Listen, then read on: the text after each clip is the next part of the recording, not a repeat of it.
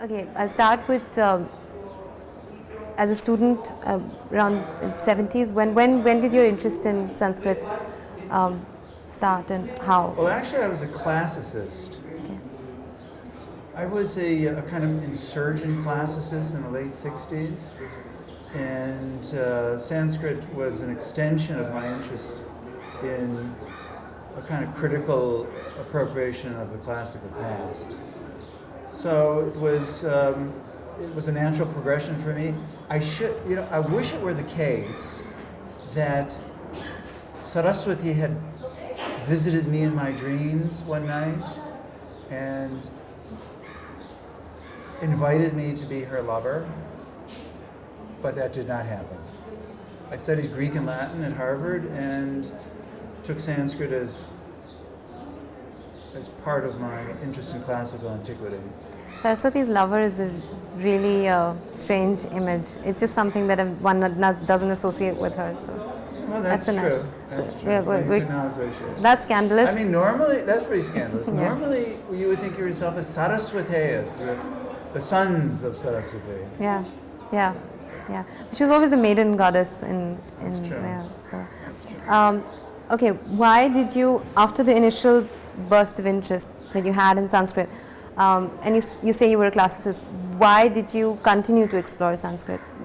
How did that become more important in your life? It's a good question. I think partly because of the intellectual opportunities available in India and in the Indian tradition. I mean, classical antiquity, it's not that classical antiquity had been mined down to the last nugget. Classical antiquity, I mean Western classical antiquity. But I began to see that there were opportunities for invention and discovery in India that, at least for me, were absolutely new, that there was scope for work that was entirely unprecedented in India. And then as I became older, I began to understand how much more intense the politics of knowledge in India are than they have been in classical studies in the West. And of course, after 1992, with the attack on Babri Masjid and the consolidation of Hindutva politics in particularly North India, the political obligations or opportunities, as well as obligations of classicists in India, became very compelling in a way that you can't imagine happening in classical Latin. I mean, nobody organizes political parties around Virgil's Aeneid in Rome, the way the BJP and the Raj Yes, absolutely. Yeah. organized to kind of mobilize around this epic figure. It raises, shall we say, in the Chinese sense, interesting questions. Yes. Classical. That was actually one of my questions, that the ancient Hindu epics and literature has been a site of much political manipulation in Yes. India, very Yeah. unique to the Indian political setting. Yes. What can the study of Sanskrit, how can that sort of help ease those tensions maybe, or contribute to a better understanding of how much of it is open to manipulation and how it is being It's manipulated? a key question that I've asked myself for many, many years, and I don't think it has a simple answer. When I was traveling through India around 1990, I was headed to a conference on the Ramayana in Hyderabad, and I was traveling actually the path of Alauddin of Malik Kafur, the great general of Alauddin's, his path through Devagiri, through the Deccan, all the way to Kakatiya country in Andhra. And I was thinking about the discourses about others in contemporary India and the history of discourses about others in the past. And I actually wrote, I began to think, the Mahabharata, in a way, the Indian political imagination, to the degree that you can think of it as sedimentation of mythemes, a sedimentation of mythic forms, kind of divides along two lines. The Mahabharata mytheme and the Ramayana mytheme. The Mahabharata mytheme, a really dangerous mythic formation, is where the political other is your brother. It's a sort of an epic of brothering. And where the political is, the problem of the political is constituted within the family, so that war becomes civil war. I mean, the Mahabharata is the most dangerous political story, I think, in the world, because it is this deep meditation on the fratricide of civil war. Now, the Ramayana is the other sedimentation of the mythic, is a story of othering, and the political is displaced, or rather the struggle for the political is displaced on the other. And of course the other in the Ramayana is this strange Rakshasa. Who are these Rakshasa people? They're inversions of us, but they're outside, they're outsiders. And so I began to think that the Ramayana had become a language of other, that the Ramayana was a language of othering, and if somehow you could, I won't say unmask, because that's a language of false, the language of false consciousness that I used to believe in, but I don't anymore. But if you could understand the language of othering, you would perhaps learn to neutralize its power. So I wrote something along those lines in the early 90s, and when the article came out, it was just that you'll remember the famous cover in India today with Advani dressed up as as Kodanda Rama, the outrage, laughing a few months before people died in Ayodhya. So I'm not saying I was prescient, I'm just saying that I began to understand precisely the thrust of your question was not just the sense being that there are obligations, that those who care, for whom the care of the past is part of their life, there are obligations they have to address these questions. Also, the thing that you said about the Ramayana and the Mahabharata, that the broad stroke, the broad stroke is the sense of otherness, this good versus evil, this definition of what is evil. Right. But when you actually read into the text, the minor stories, the subplots, they present a much more nuanced understanding of the philosophy of politics. I mean, there's a whole lot of other stuff going on in the Ramayana, which can be interpreted very differently from what an Advani would say the message of the Ramayana is. And there are many Ramayanas. I mean, it's a that phrase too, that's kind of course. tired now. Yeah. Paula Richmond invented it, a wonderful scholar in the United States, did several books demonstrating the and of course not she alone, a number of scholars in India and elsewhere have talked about the complexity and multiplicity of the Ramayana tradition. And there are emancipatory Ramayanas, and there are contestatory Ramayanas. It's interesting that, and it's always been interesting to me, that while in India, caste prejudices, caste divisions, ancient rituals, they've been preserved in the way, they're a part of life in a way that perhaps is not true of any other country or civilization. But Sanskrit is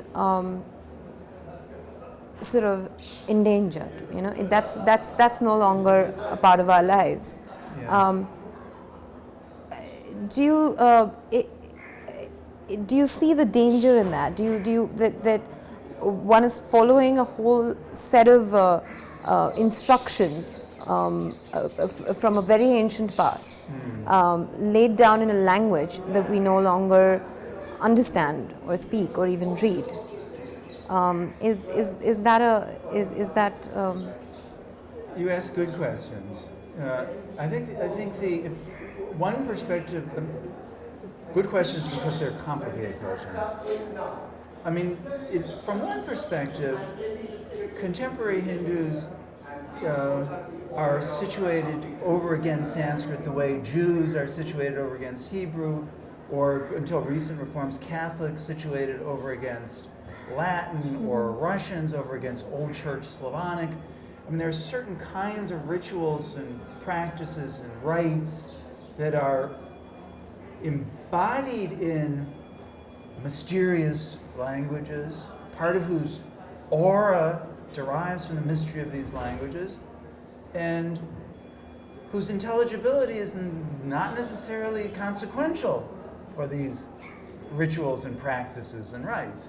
Now, so that's one perspective. I mean, there are a lot of Japanese Buddhists who very happily recite Sanskrit Buddhist sutras in a way that is completely unintelligible to them. And yet, and this was true in India itself. I mean, there was a long argument in India about whether the Vedic mantras really needed to be understood in order to be efficacious. Yes. So the unintelligibility, in a simple sense, of certain sorts of Sanskrit has been of concern or of interest to people in India for a very long time, and life has gone on very fine without it. But there's another dimension to the whole Sanskrit question. I mean, Sanskrit is not just about traditional practices or religious rites. I mean, Sanskrit was a language adopted by Buddhists. It was adopted by Jains. It's not a monopolized possession of a certain kind of narrow community, and it's not simply a language of religion. Sanskrit was a language for the expression of 2,000 years of some of the most sophisticated consciousness that the world has ever seen. So when we think about the endangerment, not just, I mean, of Sanskrit in particular, but also of all the other kinds of classical languages that I was talking about this morning, we're talking about the endangerment of our access to this extraordinary record of human achievement. That's what's important. Now, specifically with the case of Sanskrit, you know, I travel around India a lot. I just gave a lecture in Sanskrit in Sringeri. Sringeri in western Karnataka, the site of one of the great old mattas, the Sharada Peeth, and I met a lot of very fine young pundits in Sringeri, and we could have a very serious charcha about literary theory, about hermeneutics, about epistemology, about kavya.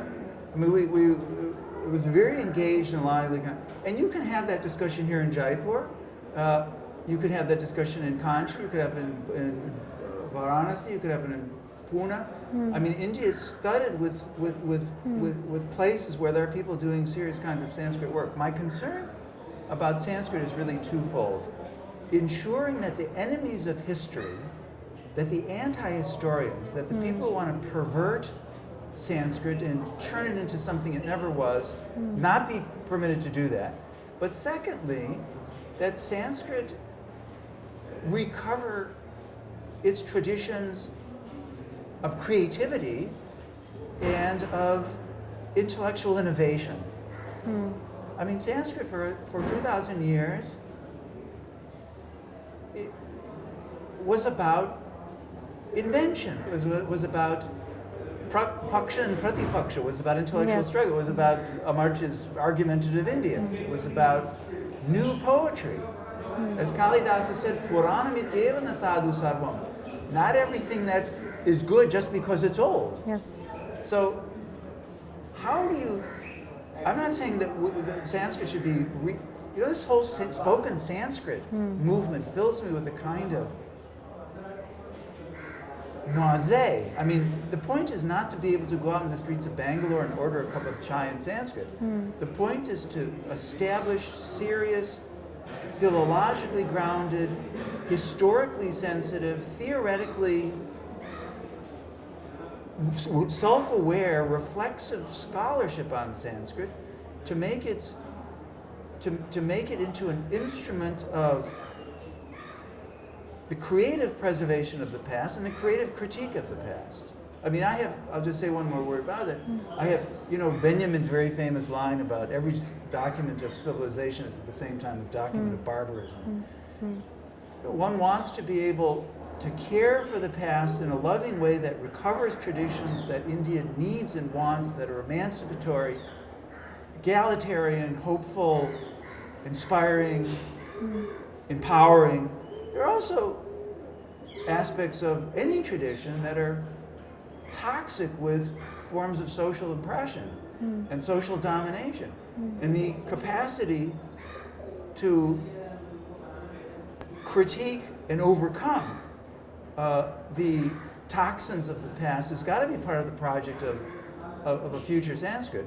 As my late friend Dia Nagaraj and I, one of the great Dalit, was not a Dalit, OBC activist, and a great champion of Old Kannada and Sanskrit. We would often discuss, how do you overcome a tradition? You do not overcome a tradition by going around it. You overcome a tradition by going through it. Through it, yes. And this, I think, is what Dr. Ambedkar sought in his own way to do, but was never given the kind of tools that would have made him able to do it in a more effective way. So, a long answer to a tough question. There were a couple of points that I was making in my head along the way. You mentioned this thing that there was this, for a long time there was a debate about whether you needed to understand the verses you were chanting in Sanskrit. I grew up listening to this in a very Hindu Brahmin family, that words are power, they're a source of energy. That's the explanation that was given to me as a child when I asked them, why should I recite the Gayatri Mantra when I don't know what I'm saying? That they've been put together scientifically to create a certain energy that that sort of does you good, Is that something you've come across, and what would you think of an argument like this? Would you? In a way, I think energy is in the eye of the beholder, if I can put it that way. I have to tell you, I'm a very secular person. And my interest in India has always been a secular interest. This does not mean I am disrespectful of the powerful religious inducements in the Sanskrit tradition. I take very seriously the arguments that have been made in India about the nature of language. Very few cultures have thought as deeply and as creatively about the nature of language as Indians. In fact, the Indian grammatical or philological or exegetical or hermeneutical tradition, however you want to describe it, makes the rest, up to the 15th century, makes the rest of the world look like children, really. So there's a very strong argument made by very smart people that certain kinds of linguistic behavior can have consequences outside of the semantic. Now, that's to say, and I'm saying in a much fancier way, what you just said, that language can produce events, can have consequences, how to do, in Austin's sense, how to do things with words, that you can do things with words without those words necessarily being understood. Now, people have made that argument. Smart people, I'm not in a position to adjudicate it. Sure. But I take Indian thinking very seriously, and I honor it for its intelligence and depth and coherence and longevity. But, let me just say this. I mean, people often want Sanskrit to prove something to them. They want to find in the Sanskrit text the cure for cancer. They want to find the recipe for cold fusion. They want to find Vimana Shastra, some aerodynamic theory available in the Vedic texts. This is not my approach to the study of classical antiquity. What I'm interested in is understanding the multiple ways in which people have learned to be human beings. I want to understand the remarkable diversity of human consciousness. I'm not interested in whether Shabda Brahma is in some sense real and can bend spoons or realign planets. I'm interested in the fact that people have had those thoughts and that have taken them seriously. What is some of the most interesting stuff that you've read in Sanskrit, which may not be better known, besides, of course, the epics? Well, now you're pushing a very hot button. No, but that's a privilege you have. I mean, it's like talking to somebody The very hot button. Okay, I'll give you a name. There was a man named Bhattanayaka. Bhattanayaka, nobody knows Bhattanayaka really, a few people do. Bhattanayaka lived in Kashmir in 900 AD. Bhattanayaka wrote a book called The Mirror of the Heart, Hridaya Darpana. And this book was maybe the greatest work on aesthetics in the pre-modern world. The book has disappeared. When I was thinking about Hridaya Darpana a couple of years ago in Delhi, I would have this obsessive fantasy that I could find this book, or that Bhattanayaka would visit me in a dream, or something, that I could. But the book disappeared within a century. We're almost certain of that.